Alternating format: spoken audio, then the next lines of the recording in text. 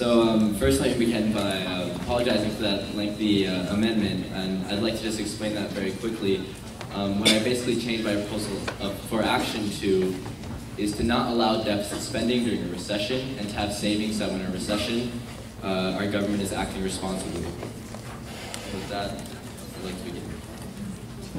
We have had a recession every decade since the 1830s, and after almost 200 years, we're still surprised when they hit. When recessions happen, the government needs money, but we never have that money saved. Then we're forced to spend into the deficit.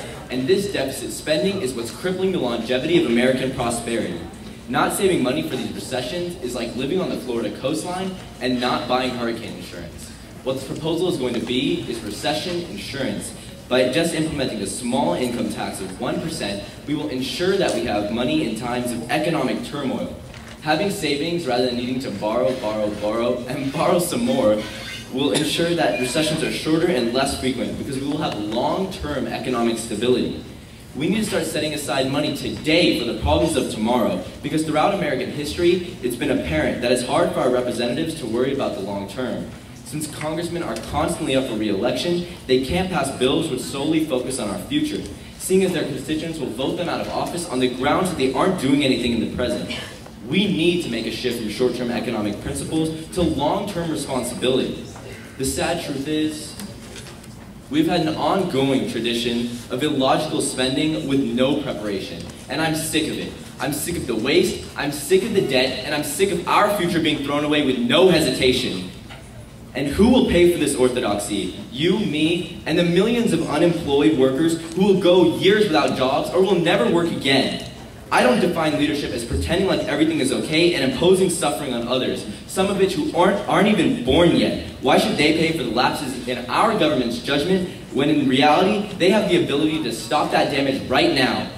I come before you today with the hopes that our children and their children after them won't have to face the hardships of rampant unemployment and skyrocketing inflation as a cause of more and more outrageous debt spending. Let's make a stand for what's right, a stand for our own future. Thank you, and I yield the remainder of my time to my summation. Thank you. Haley Parrott, representing the Commonwealth of Kentucky. Madam Chair, I applaud the author's intent on this proposal. At a time when our country is in a $3.8 trillion deficit, a debt we undoubtedly have to pay, we need a solution. Unless we expect Kobe Bryant to play 990,000 seasons and donate his income, this proposal offers that solution. Yet, this proposal is completely infeasible due to the format with an increased income tax. Despite what your opinion may be on income tax, there are facts which are undeniable.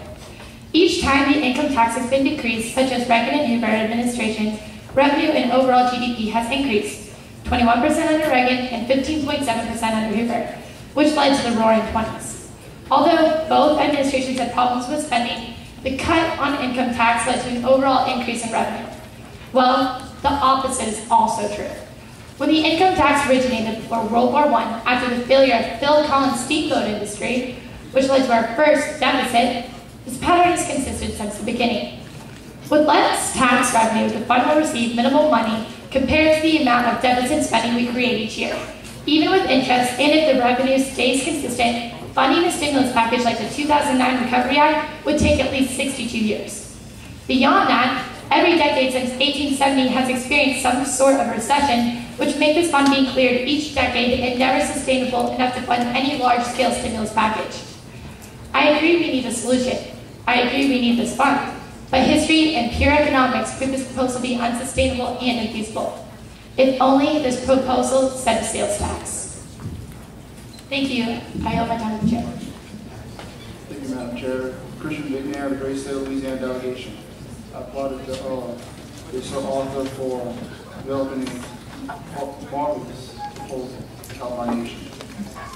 Ladies and gentlemen, fellow delegates, do you remember the failure of Lehman Brothers? Do you want another Lehman Brothers collapse that proved to be the last step to an economical collapse? I don't believe we don't. Our country is the strongest country in the world, and we need to be sure that if we do again in the future have another Lehman Brothers, when the recession started, millions of jobs were lost and millions of others were on the verge of getting laid off. or even fired and losing their jobs. Lehman Brothers and other companies are now owned in the hands of foreign companies and are no longer owned by U.S.-based companies. Lehman Brothers is also owned by Barclays Capital out of London, England. Ladies and gentlemen and fellow delegates, we need a safety net, and we did have this safety net in place. And if we did have the safety net in place when Lehman Brothers failed, then Lehman Brothers would have been saved. My fellow delegates, please vote yes on the proposal. For the prosperity of our nation, Paul Krugman stated that if we kept spending in a deficit without savings, we would be in a long-lasting depression because the U.S. dollar is depreciating. All Americans will benefit from this proposal, small businesses and big businesses. And as the GDP rises, so does everything else. If we say we are in debt so much, why can't we prevent having this to spend a large sum of money to have a safety net? Please pass this proposal. It will prevent a catastrophic event like we had when Lehman Brothers collapsed and started the recession. Thank you. Thank you, Delegate.